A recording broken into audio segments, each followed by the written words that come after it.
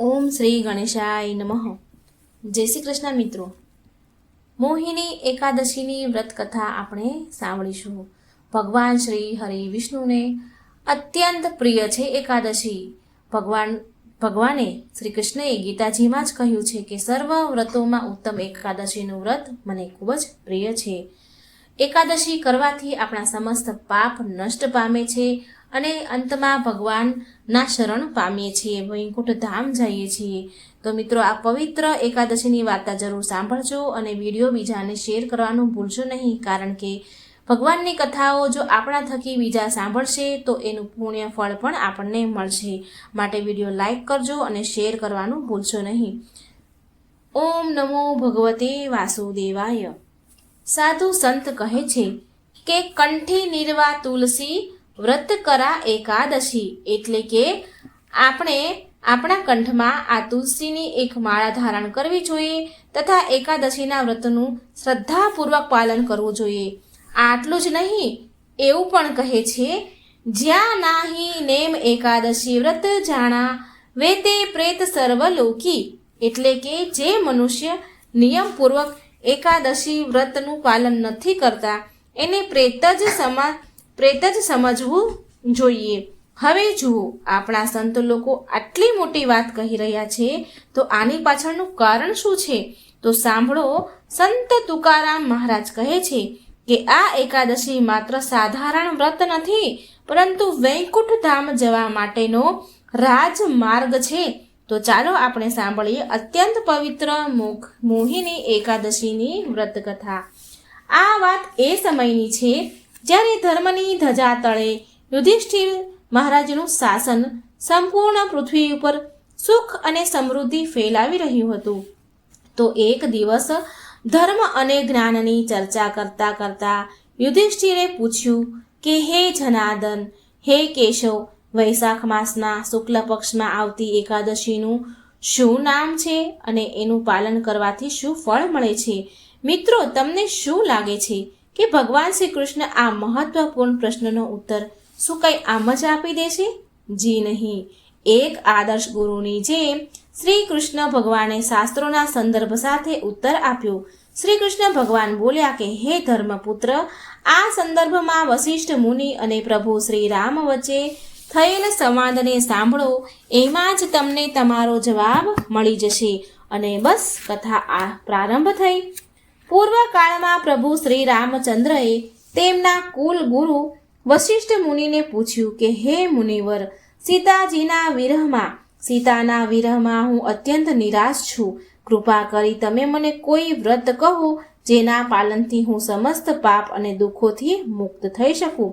આ સાંભળી વશિષ્ઠ મુનિ બોલ્યા કે પ્રિય રામ, તમે અત્યંત બુદ્ધિમાન છો. તમારું પવિત્ર નામ જ માત્ર સમસ્ત દુઃખોનો નાશ કરનારું છે.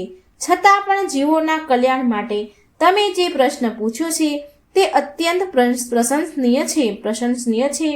વૈશાખ માસના શુક્લ પક્ષમાં આવતી મોહિની એકાદશી અત્યંત મંગળકારી છે, જેના પાલનથી વ્યક્તિ સમસ્ત ભૌતિક કલેશથી મુક્ત થઈ જાય છે. હવે તમે આ વિષય પર એક પૌરાણિક કથા સાંભળો. પ્રાચીન કાળમાં સરસ્વતી નદીના કિનારે ભદ્રાવતી નામનું એક સુંદર રાજ્ય હતું. ત્યાંના શાસક, ત્યાંના રાજા દ્યુતિમાન અત્યંત સહિષ્ણુ અને પ્રજાને પ્રેમ કરનારા પ્રજાપ્રેમી હતા.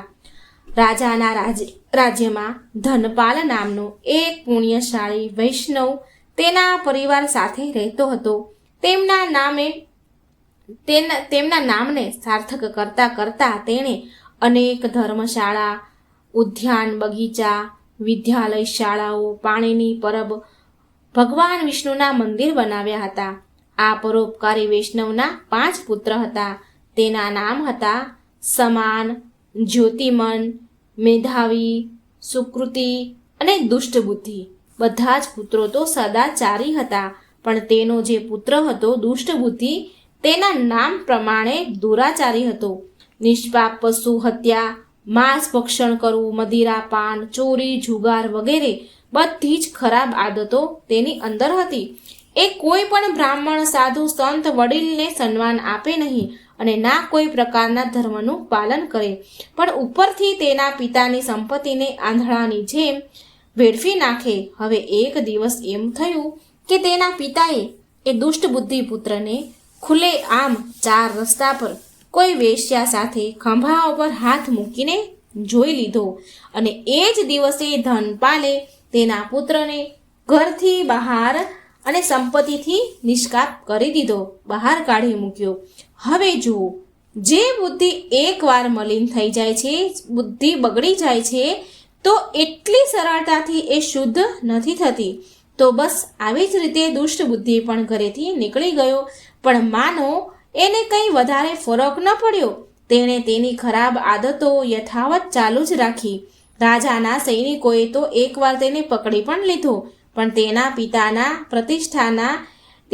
પ્રતિષ્ઠાએ તેને બચાવી લીધો. પણ હવે તો એટલો બધી હદ પાર થઈ ગઈ હતી કે અંતે રાજાએ તે દુષ્ટ બુદ્ધિને રાજ્યમાંથી પણ નીકાળી દીધો. હવે એ જંગલોમાં ભટકવા લાગ્યો. બધા જ મિત્રો તો રાજ્યમાં છૂટી ગયા, અને એ ધન હતું જે એની પાસે એ પણ સમાપ્ત થઈ ગયું હતું. તો બસ હવે તેણે જંગલમાં પ્રાણીઓને મારી કાચું માંસ ખાવાનું શરૂ કર્યું. પણ એ હંમેશા દુઃખી રહેતો.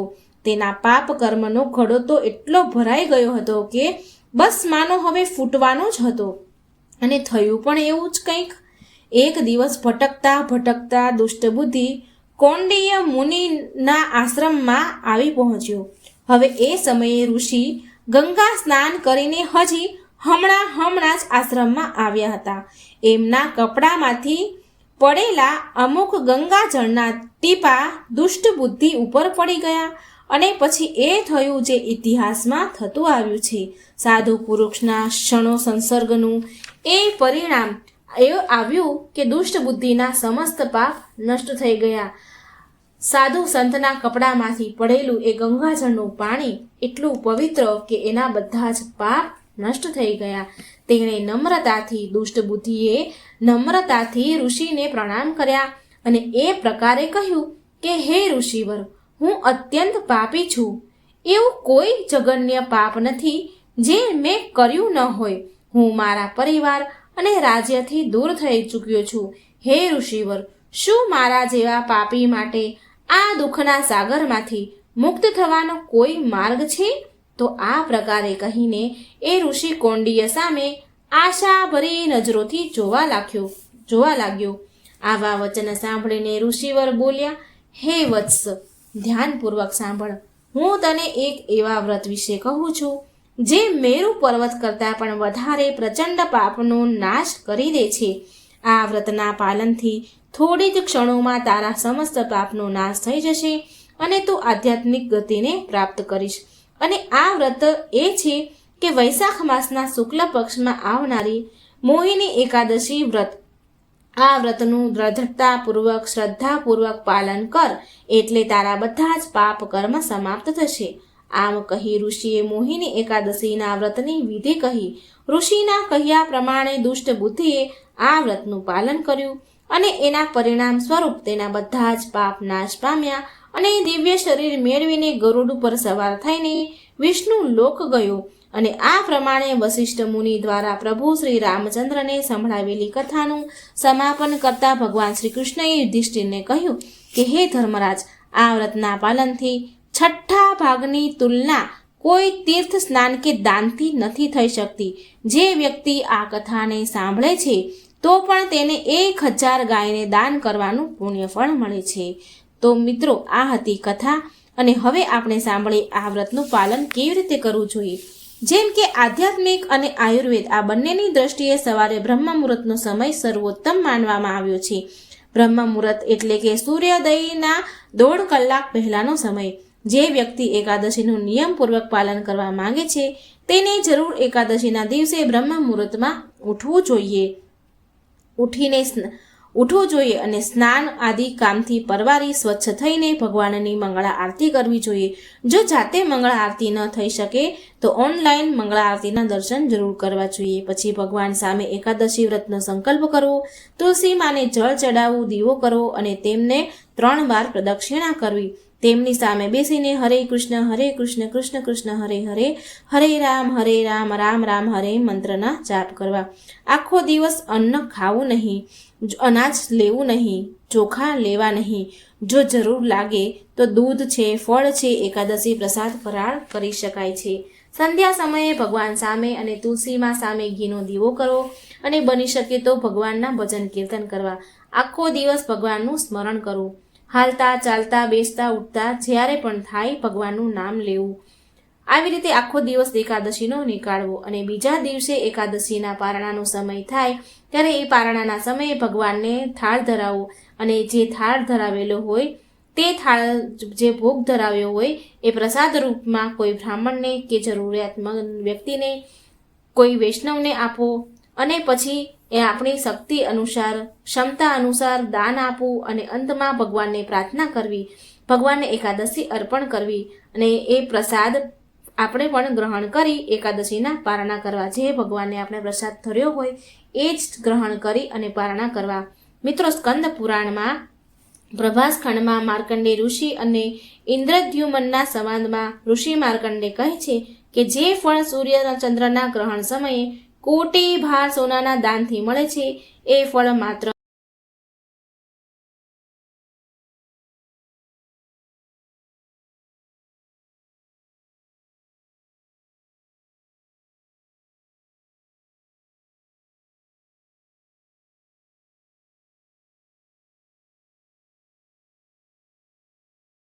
મિત્રો, હવે આપણે સાંભળીશું શાલિગ્રામ ભગવાનની કથા.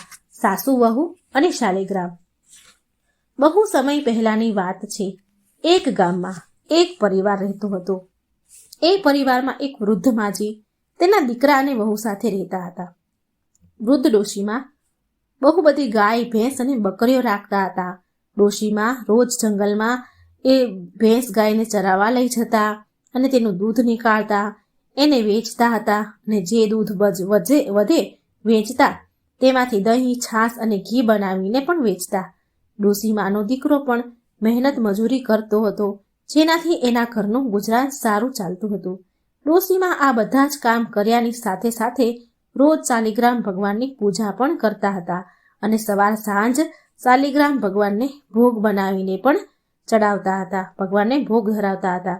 શાલિગ્રામ ભગવાનની આરતી કરે અને ભજન કીર્તન કરતા. આ જ એની રોજની દિનચર્યા હતી. એક વારની વાત છે. ડોશીમાં મહા મહિના આવે છે તો એ મહિનામાં હરિદ્વાર જઈને મહા મહિનાનું સ્નાન કરવાનું એમને ઈચ્છા હતી. મહા મહિનો નજીક આવવાનો હતો, પરંતુ હવે એ વિચારમાં પડી ગયા કે મારા ગયા પછી મારું આટલું બધું કામ, ઢોર ઢાખર, ભગવાનની પૂજા, મારી આટલી બધી ભેંસો, મારી વહુ એકલી આટલું બધું કામ કેવી રીતે કરશે? ગાય ભેંસને જંગલમાં ચરાવવા લઈ જવાના, દૂધ નીકાળવું, દહીં, દૂધ, છાશ, ઘી વેચવું, બનાવીને વેચવું અને સાથે ઘરના બધા કામ પણ કરવાના. આના સિવાય મારા શાલિગ્રામ ભગવાનની પૂજા પણ કરવાની. વહુ એકલી આ બધું કેવી રીતે કરશે? આમ વિચારીને ડોશીમાં હતાશ થઈ ગયા, ઉદાસ થઈ ગયા. કેમ કે એના મનમાં તો એમ હતું કે એ હરિદ્વાર જશે, માહ મહિનામાં સ્નાન કરશે. સાંજે જ્યારે ડોશીમાનો દીકરો મજૂરી કરીને ઘરે આવ્યો તો તેણે તેની માને ઉદાસ બેઠેલી જોઈ તો કહે છે, એનું નામ હતું હર્યો. હર્યો કહે છે એની માને કે શું વાત છે માં, આજે તમે કંઈ ઉદાસ લાગી રહ્યા છો?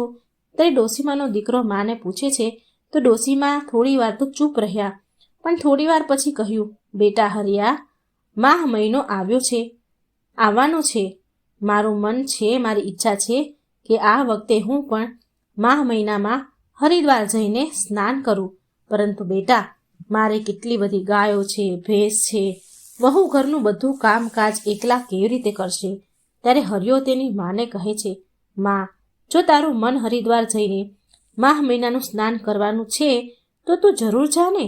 તારી વહુ પાર્વતી ઘરના બધા જ કામ સંભાળી લેશે.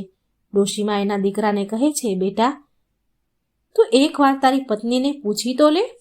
હરિયાએ એ જ સમયે એની પત્ની પાર્વતીને બોલાવી, કીધું કે હું પૂછી લઉં છું. અને એ જ સમયે તેની પત્ની પાર્વતીને બોલાવીને કહ્યું કે અહીં આવ પાર્વતી,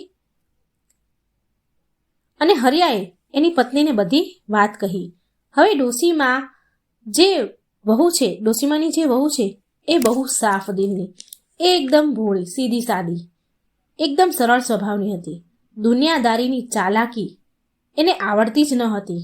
તેણે એની સાસુમાને કહ્યું, માજી, જો તમારી ઈચ્છા છે કે માહ મહિનામાં તમારે હરિદ્વારમાં સ્નાન કરવું છે, તમે જરૂર જાઓ.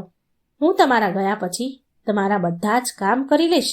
ડોશીમાએ તેની વહુને ગાય, ભેંસ, બકરીના બધા જ કામ વહુને સોંપી દીધા અને કહ્યું કે તારે રોજ દૂધ, દહીં વેચવા પણ જવાનું છે, ઢોરને ચારવા પણ જવાનું છે. પછી સ્નાન કર્યા બાદ મારા ભગવાન શાલિગ્રામની પૂજા પણ કરવાની છે, ભગવાનને સ્નાન કરાવવાનું છે, ઘીનો દીવો કરવાનો છે, સવાર સાંજ આરતી કરી અને મારા ઠાકોરજીને ભોગ પણ ચડાવવાનો છે, ભોગ ધરાવવાનો છે.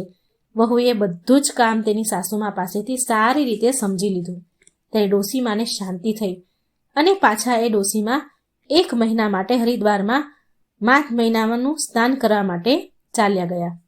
હવે બીજે જ દિવસે ડોશીમા ગયા, એના બીજે જ દિવસે ડોશીમાની વહુ સવારે જલ્દી ઉઠીને શાલિગ્રામ ભગવાનને સ્નાન કરાવે છે, ઘીનો દીવો કર્યો, આરતી કરી અને ભોગ બનાવીને શાલિગ્રામ ભગવાનને એક થાળીમાં ભોજન પીરસી દીધું અને 1 લોટામાં જળ ભરી અને ભગવાન પાસે મૂક્યું. અને વહુ કહે છે, હે શાલિગ્રામ ભગવાન, તમે ભોજન કરી લેજો અને પાણી પણ પી લેજો. હું આવીને એઠા વાસણ લઈ જઈશ, કેમ કે મારે હજી ઘરના ઘણા બધા કામ બાકી છે કરવાના. આમ કહીને ડોશીમાની વહુ પાર્વતી ગાય, ભેંસ અને બકરીઓનું દૂધ નીકાળીને વેચવા ચાલી ગઈ. જ્યારે પાર્વતી બધા કામ કરી પાછી આવી તો તેણે જોયું કે શાલિગ્રામ ભગવાન પાસે ભોજનની થાળી હજી એમની એમ જ છે, એમાંથી ભોજન હલ્યું પણ નથી. હવે ડોશીમાની વહુએ વિચાર્યું, લાગે છે મારી પૂજા પાઠમાં કોઈ કમી હશે, માટે ઠાકોરજીએ ભોજન નથી કર્યું. શાલિગ્રામ ભગવાનને સાસુમાની યાદ આવતી લાગે છે, માટે એમણે ભોજન નથી કર્યું. પછી થોડીવાર માટે પાર્વતીએ આંખો બંધ કરી અને શાલિગ્રામ ભગવાનની સ્તુતિ કરવા લાગી અને બોલી, હે ઠાકોરજી, હે ભગવાન, આજે મારી પૂજામાં પાઠમાં કોઈ ભૂલ થઈ ગઈ હોય તો મને માફ કરી દેજો, પણ તમે ભોજન કરી લો. અને પછી તેણે વિચાર્યું, લાગે છે કે મેં આજે પડદો નથી કર્યો, પડદો નથી પાડ્યો, માટે ભગવાન શાલિગ્રામ એ ભોજન નથી કરતા હોય. પછી પાર્વતી મંદિર પાસેથી ઊભી થઈ અને ભગવાનનો પડદો પાડી દીધો અને બોલી, હે શાલિગ્રામ ભગવાન, મેં પડદો લગાવી દીધો છે, હવે તમે ભોજન કરી લો, તમને કોઈ નહીં જુએ. હું થોડી વારમાં પાછી આવું છું, મારે ઘરના બીજા કામ બાકી છે. આટલું કહીને પાર્વતી ત્યાંથી ચાલી ગઈ અને ઘરનું કામ પૂરું કરીને ફરીથી મંદિરમાં પાછી આવી અને તેણે ફરી પડદો ઉઠાવીને જોયું તો ભોજનની થાળી એમની એમ ભરેલી જોઈ. પછી પાર્વતી બોલી, હે ઠાકોરજી, જો તમે ભોજન નહીં કરો તો હું પણ ભોજન નહીં કરું, કારણ કે મારી સાસુમાં તો પૂરા 1 મહિના માટે હરિદ્વારમાં માહ મહિનાનું સ્નાન કરવા માટે ગયા છે. જો તમને મારી સાસુની યાદ આવે છે તો તમે ચિંતા ન કરો, 1 મહિના પછી માજી પાછા આવશે ત્યારે તમારી સેવા પૂજા પાઠ કરશે, તમને ભોજન પણ પીરસશે. અત્યારે તમે ભોજન કરી લો ને પ્રભુ. જો તમે આવી રીતે 1 મહિના સુધી કંઈ નહીં ખાઓ તો તમે બહુ કમજોર થઈ જશો, બિલકુલ દુબળા પાતળા બની જશો અને બીમાર પડી જશો. પછી મારી સાસુ જ્યારે આવશે અને તમને જોશે તો મારાથી ગુસ્સો કરશે, નારાજ થઈ જશે, મને બોલશે. માટે ભગવાન, તમે ખાઈ લો ને, તમે ભોજન નહીં કરો તો હું પણ ભોજન નહીં ખાઉં. અને આ બધું સાંભળીને જોઈને ઉપર બેઠેલા ભગવાન શાલિગ્રામ મનમાં ને મનમાં વિચાર કરે છે કે આ ડોશીમાની વહુ તો બહુ ભોળી છે. જો એ પૂરા 1 મહિના સુધી એ ભોજન નહીં ખાય તો વહુ તો બિચારી બીમાર પડીને મરી જશે અને આની હત્યાનું પાપ મારા માથા ઉપર ચડશે. મારા કારણે તેણે ભોજન નથી કર્યું. ત્યારે શાલિગ્રામ ભગવાન એક નાના બાળકનું રૂપ લે છે.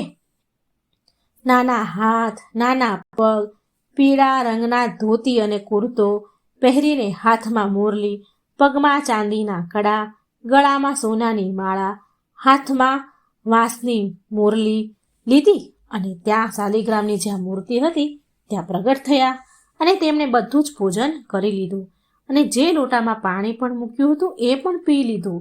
અને ડોશીમાની વહુને શાલિગ્રામ ભગવાન કહે છે, બેટા, મેં બધું ભોજન જમી લીધું છે, હવે તું પણ ભોજન કરી લે અને હું તારી ગાય ભેંસ અને બકરીઓને જંગલમાં ચરાવીને આવું છું.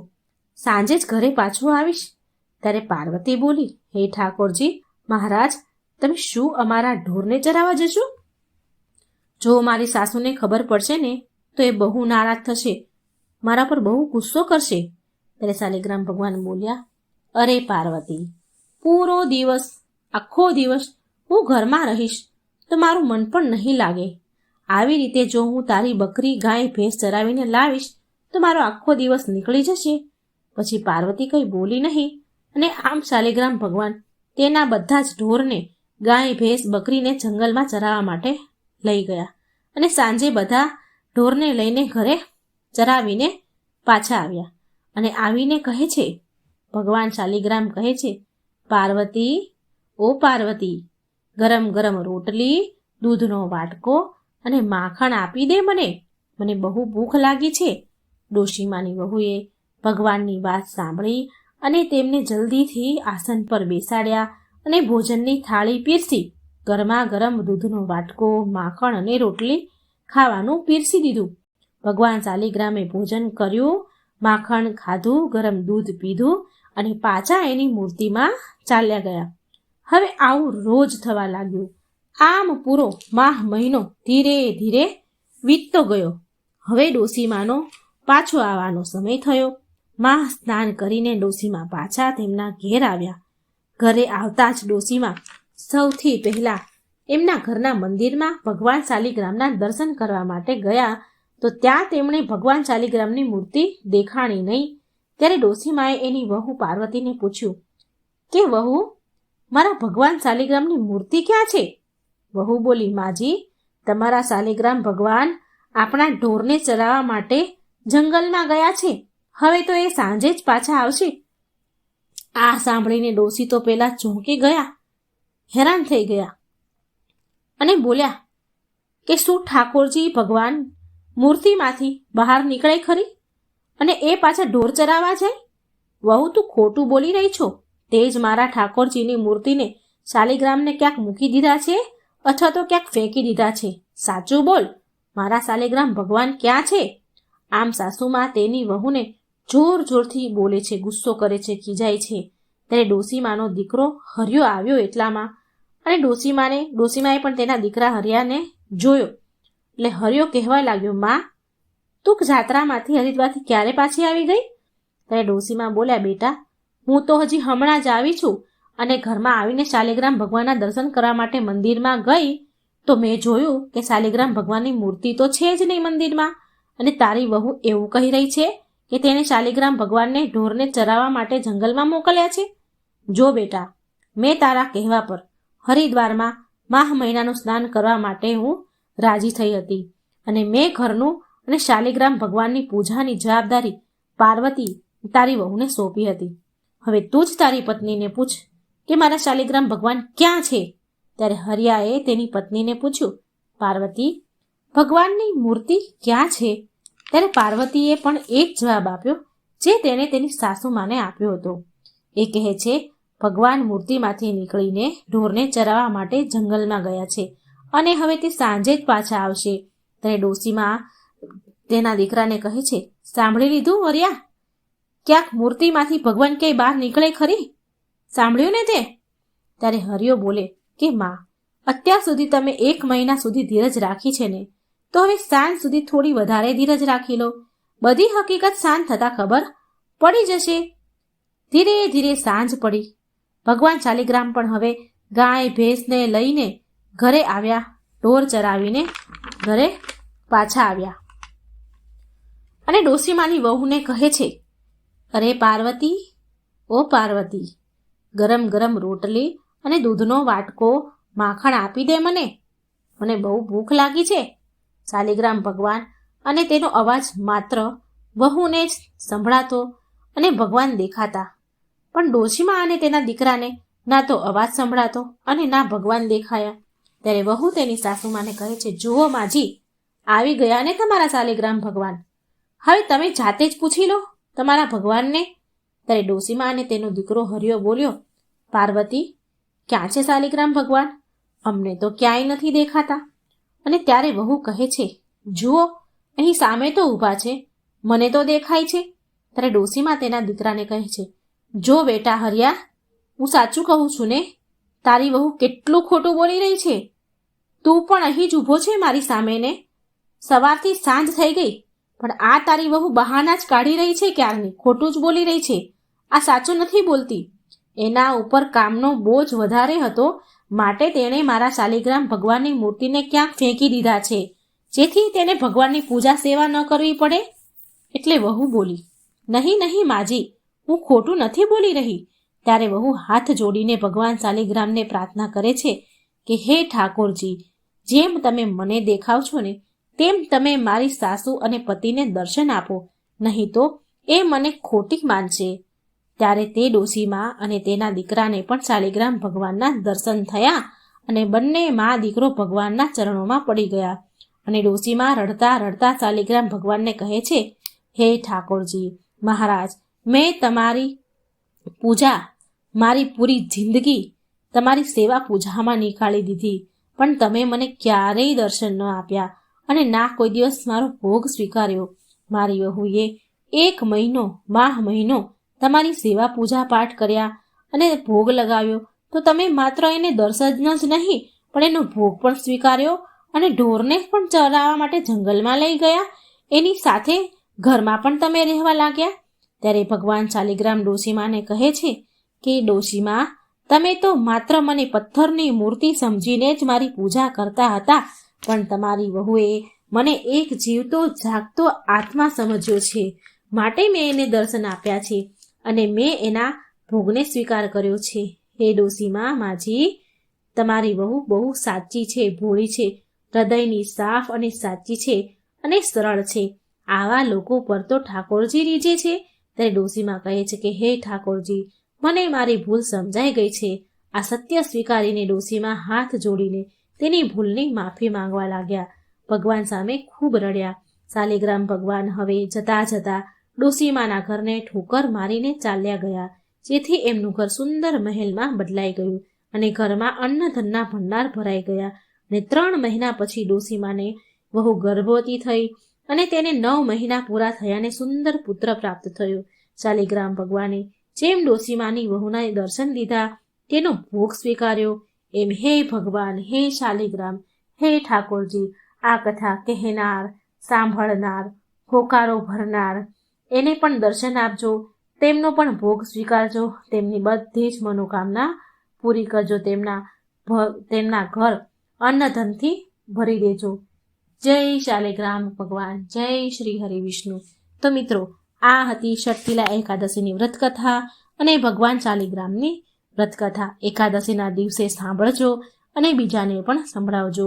વિડીયો અંત સુધી જોવા માટે તમારો ખૂબ ખૂબ આભાર. આજે આપણે એકાદશી પારણાની ખૂબ સુંદર કથા સાંભળીશું.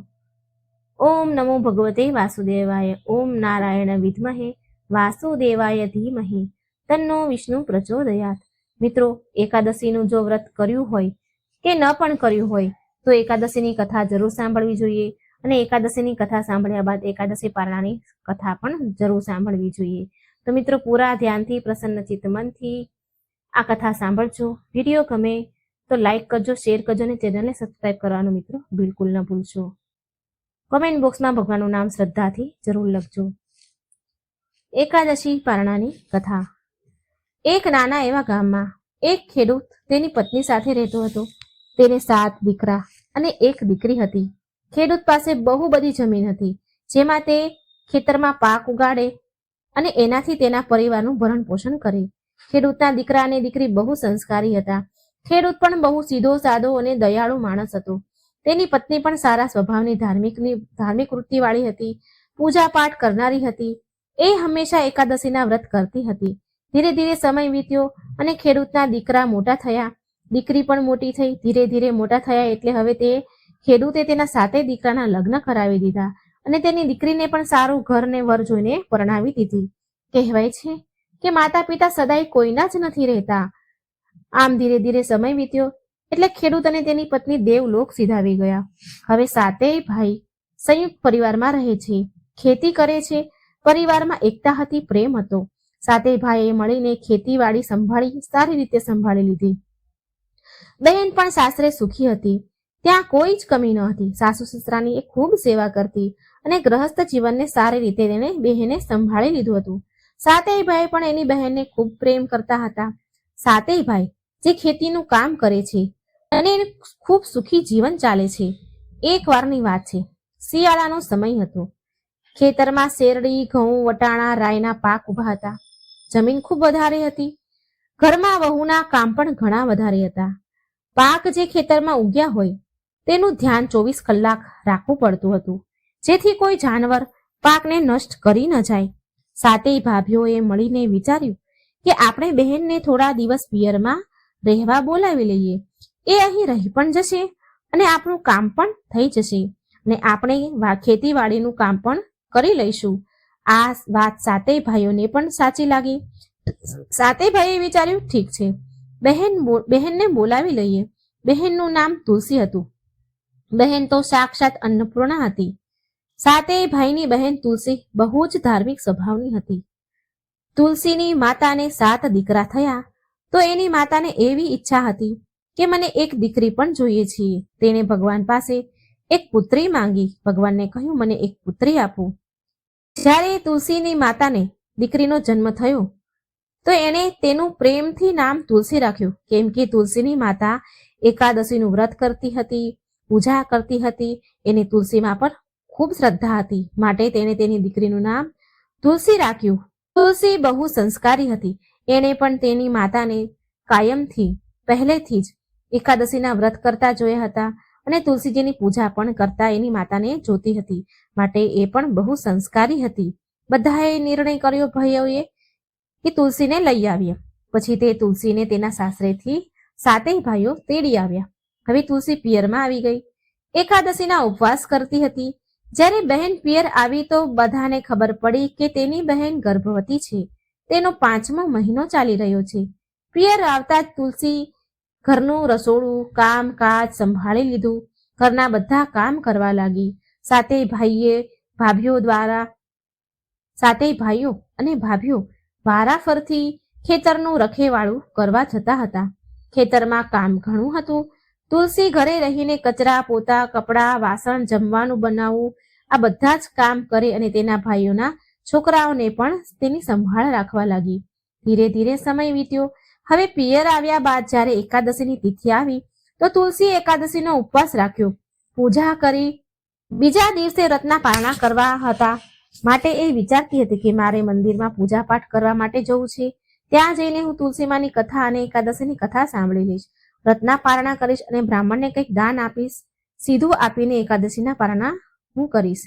પરંતુ એની પાસે પહેરવા માટે કોઈ જરી ગોટાવાળી સારી સાડી ન હતી. એટલે તુલસી ખુશી ખુશી એની મોટી ભાભી પાસે આવી અને બોલી, ભાભી, હું મંદિરે જાઉં છું. મારી પાસે જરી ગોટાવાળી સાડી કોઈ સારી સાડી નથી. મારે વ્રતના પારણા કરવા મંદિર જવું છે અને બ્રાહ્મણને સીધું આપીને એકાદશીની કથા પણ સાંભળવાની છે, માટે મને તમારી સાડી આપો ને. પણ તેની મોટી ભાભી તો બહુ જબરી બોલી, મારી પાસે જરી ગોટાવાળી સાડી તો છે પણ એ તો બહુ મોંઘી છે. ભાભીએ સાડી આપવાની નણંદને ચોખ્ખી ના પાડી અને બોલી, મારી પાસે તો આ એક જ સાડી છે જે મને મારા ભાઈએ આપી છે, તમે કોઈ બીજા પાસેથી માંગી લો. એટલે તુલસી બોલી, ઠીક છે. ઉદાસ થઈને તે બીજા નંબરની ભાભી પાસે ગઈ. બોલી, ભાભી, મારે મંદિરે જવું છે, મારી પાસે જરી ગોટાવાળી સાડી નથી, તમારી પાસે હોય તો મને આપો ને. પણ બીજા નંબરની ભાભી મોટા ઘરની દીકરી હતી એટલે થોડી ઘમંડી હતી. તેણે તેની નણંદને ધૂતકારીને કહ્યું, બોલી, ભિખારીની જેમ સાડી માંગવા આવી ગઈ. શું આ ઘરમાં માત્ર હું એક જ તને દેખાવ છું જે હર કોઈ માંગવા આવી જાય છે? તારે બીજા પણ ભાભીઓ છે, બીજી ભાભીઓ પાસે જા. ત્યાં કેમ નથી જતી? ત્યાં જઈને માંગી લે. તુલસી એના બીજા નંબરની ભાભી પાસેથી કડવા વચન સાંભળીને તુલસી ચૂપચાપ થઈને ઉદાસ થઈને તેની ત્યાંથી બહાર નીકળી ગઈ અને વારા ફરતી એ બધી ભાભીઓ પાસે સાડી માંગવા ગઈ. 6 ભાભીઓ પાસે સાડી માંગવા ગઈ. તેથી એ સાડી પહેરીને પારણા કરવા માટે મંદિરે જઈ શકે, સીધું આપી શકે અને તુલસીજીની કથા સાંભળી શકે. તુલસી 6 ભાભીઓ પાસે સાડી માંગવા ગઈ, પણ કોઈએ આપી નહીં. એટલે તે ઉદાસ મનથી બેસીને વિચારે છે, 6 ભાભીઓ મારી મોટા ઘરની દીકરીઓ છે, તેના ઘરે કોઈ જાતની કમી નથી. જો એણે મને જરી ગોટાવાળી સાડી પહેરવાની ના કહી દીધી, ન આપી, તો બિચારી 7મી ભાભી તો ગરીબ ઘરની છે, મા બાપ વગરની છે, એની પાસે ક્યાંથી જરી ગોટાવાળી સાડી હશે. એટલામાં 7મી ભાભી ખેતરમાં ગઈ હતી, તો એ કામ કરીને ઘરે પાછી આવી તો તેણે જોયું કે તેની નણંદ તુલસી ઉદાસ થઈને ઘરની ઓસરીમાં બેઠી છે. 7મી ભાભીએ નણંદ પાસે આવી અને બોલી, બહેન, શું વાત છે? તમે આટલા ઉદાસ કેમ છો? જ્યારે ઉદાસીનું કારણ પૂછ્યું તો તુલસીએ બધી વાત કરી કે ભાભી, હું એકાદશીના વ્રતના પારણા કરવા માટે મંદિર જવાની છું, પણ બધી ભાભીઓએ મને સાડી આપવાની ના કહી દીધી. બધી વાત સાંભળીને 7મી નાની ભાભી હતી, એ બહુ દયાળી હતી. એ બોલી, કંઈ વાંધો નહીં બેન, આમાં ઉદાસ થવાની શું વાત છે? તમે મારી સાથે ચાલો, મારી સાડી પહેરી લો, મારી પાસે જરીવાળી સાડી છે. આ સાંભળી બહેન તુલસી ખુશ થઈ ગઈ. 6 ભાભીઓ એ તો સાડી આપવાની ના કહી, પણ આ 7મી ભાભીએ મને પહેરવા સાડી આપી. પછી 7મી ભાભી એના રૂમમાં લઈ ગઈ અને જરી ગોટાવાળી લાલ કલરની સાડી લાવી. તેની નણંદ તુલસીને આપતા બોલી, બહેન, લ્યો આ સાડી, પહેરીને પૂજા કરી લેજો, મંદિરે જઈ આવો. સાડી પહેરવાથી કઈ ઘસાઈ થોડી જવાની છે. બહેન, દીકરીને જેટલું દેવામાં આવે એટલું પુણ્ય તો બમણું ડબલ થઈને મળે છે. એ ક્યારેય વ્યર્થ નથી જતું. તમે ઉદાસ ન થાવ અને ખુશી ખુશીથી આ સાડી પહેરી લો. હવે તુલસીએ તેની ભાભી પાસેથી સાડી પહેરી લીધી, જરીવાળી સાડી પહેરી, અને તુલસી પૂજાની થાળી લઈને મંદિરે પૂજા કરવા ગઈ. પૂજા કર્યા બાદ તેને એકાદશીના પારણા કર્યા, બ્રાહ્મણની પાસેથી કથા સાંભળી, અને પછી તુલસી બ્રાહ્મણીને બોલી કે મેં એકાદશીનું વ્રત રાખ્યું છે અને હું સીધું આપવા માટે અહીં આવી છું. હું મારા પિયર આવી છું. બ્રાહ્મણીએ કથા સંભળાવી અને એકાદશીનું સીધું લઈ લીધું. હવે તુલસી મંદિરથી પ્રસાદ લઈને એના ઘરે આવી ગઈ અને સાડી બદલીને તેની નાની 7મી ભાભીની સાડી તેના રૂમમાં જઈને તેની તિજોરીમાં મૂકી દીધી. પછી તેણે સાંજનું જમવાનું બનાવ્યું, બધાને જમાડ્યા. પછી વાસણ પાણી કરી લીધા. પોતાના માટે શુદ્ધ શાકાહારી ભોજન બનાવ્યું, કેમ કે એકાદશીના પારણા કરવાના હતા. અને પછી બધાએ હળી મળીને ભોજન કર્યું. જમીને રાતનો સમય હતો એટલે બધા પોતપોતાના રૂમમાં જઈને સૂઈ ગયા. બીજા દિવસે જ્યારે સવાર થઈ તો 7મી ભાભી સૂઈને ઉઠી અને એની આંખો ખોલી તો તેણે તેના રૂમમાં જોયું કે રૂમ ઝગમગી રહ્યો છે. તેણે તિજોરી ખોલી તો તેણે જોયું કે તે સાડી તુલસીને જે પહેરવા આપી હતી, જરીવાળી, એ સાડી હીરા મોતીથી ઝગમગી રહી છે. તેનાથી રૂમમાં ચારેય બાજુ પ્રકાશ ફેલાઈ રહ્યો છે. નાની ભાભી આ જોઈ હેરાન રહી ગઈ કે આ સાડીમાં તો સાચા હીરા મોતીની શેરો ઝગમગી રહી છે. એનો તો આશ્ચર્યનો કોઈ પાર ન રહ્યો, ઠેકાણું ન રહ્યું. તેણે બધાને બૂમ પાડીને બોલાવ્યા કે જુઓ, મારી સાડીમાં હીરા મોતી ઝગમગી રહ્યા છે. અને બધાને સાડી બતાવી અને બોલી કે આ સાડી મેં બહેન તુલસીને મંદિરમાં પૂજા કરવા માટે પહેરવા આપી હતી. જુઓ, આ મારી સાડી તો સાચા હીરા મોતીથી ઝગમગી રહી છે. એટલામાં મંદિરની બ્રાહ્મણી પણ, જેણે કથા સંભળાવી હતી, એ પણ ત્યાં આવી ઘરે. તો બધાની વાત સાંભળીને એ બોલી, બહેન, દીકરીને આપેલો 1 રૂપિયો પણ કેટલો ગણો વધી જાય છે. બહેન, દીકરીને આપેલો 1 રૂપિયો પણ અનેક ગણો થઈને આપણને પાછો મળે છે. એમને આપેલું ક્યારેય વ્યર્થ નથી જતું. એ ખૂબ પ્રગતિ કરે છે. એ વ્યક્તિ જે બહેન દીકરીને યથાશક્તિ દાન કરે છે, જે પણ આપે છે, એનું અનેક ગણું થઈને મળે છે. જે ઘરમાં બેન દીકરીનું માન સન્માન થાય છે, ત્યાં ભગવાન રાજી રહે છે. આ બધું જ્યારે 6 મોટી ભાભીઓએ સાંભળ્યું તો એ મનમાં પછતાવા લાગી કે નાની દેરાણીના ઘરમાં ધનના ભંડાર લાગ્યા. આમ તેને પોતાની કરણી પર પછતાવો થવા લાગ્યો. હવે ધીરે ધીરે સમય વીતવા લાગ્યો અને આમ બહેનના પ્રસવનો સમય પણ આવ્યો અને પિયરમાં હતી એટલે પ્રસૂતિ પણ પિયરમાં જ થઈ. તુલસીએ એક સુંદર પુત્રને જન્મ આપ્યો. બધી 7 ભાભીઓએ બહેનની ખૂબ સેવા કરી. ગુંદના લાડુ, કાજુ બદામ, હલવા, શીરા બનાવીને નણંદને સુવાવડમાં ખવડાવ્યા. બધી રીતની સેવા કરી. તેલની માલિશ, ઘીની માલિશ, બાળકની માલિશ પણ કરતા. એમાં સાતેય ભાભીઓ નણંદની સેવામાં લાગી ગઈ.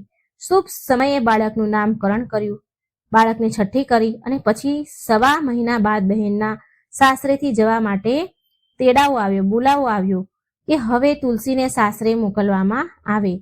સાસરેથી તેડું આવ્યું. હવે તેના સાતેય ભાઈનો ખેતરનો પાક ઘરે આવી ગયો હતો. ખૂબ પાક થયો, અઢળક પાક થયો.